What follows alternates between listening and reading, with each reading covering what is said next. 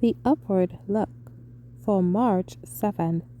The reading is entitled Prayer, the Secret of Power. And it came to pass in those days that he went out into a mountain to pray, and continued all night in prayer to God. Luke 6:12. In Luke we read of Christ. It came to pass in those days that he went out into a mountain to pray, and continued all night in prayer to God. Luke 6:12.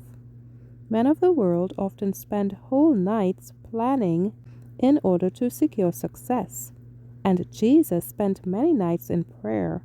He was alone with his Father, earnestly seeking the Lord with strong crying and tears.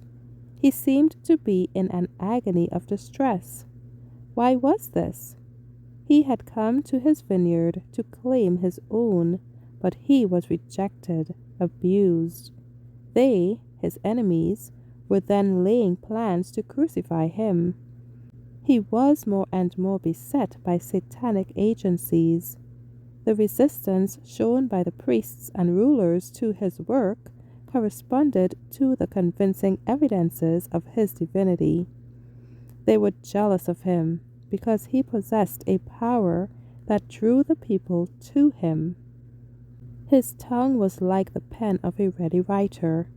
He was the very treasure house of knowledge, and his parables and illustrations made the truth plain to the unlearned. Under his teaching, those who could not learn the truth from books could learn it from nature.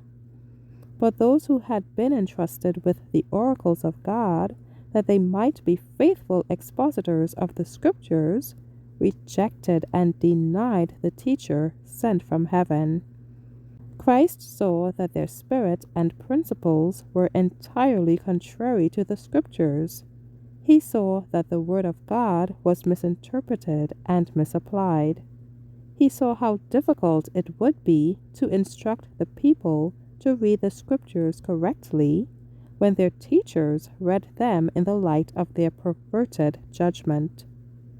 What could he do to soften and subdue their hearts? This was the burden of his prayer. The Jewish people might have repented if they would, but they were clothed with the garments of their own self-righteousness. They claimed to be the descendants of Abraham and looked upon every promise made to Israel as theirs. But the Israel of God are those who are converted, not those who are the lineal descendants of Abraham. What advantage then hath the Jew? Or what profit is there in circumcision?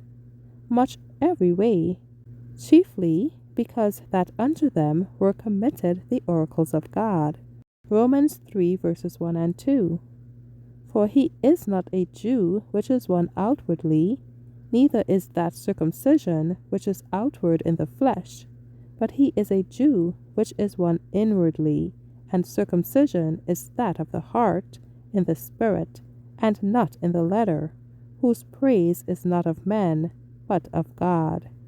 Romans 2 verses 28 and 29. Prepare to meet thy God in peace.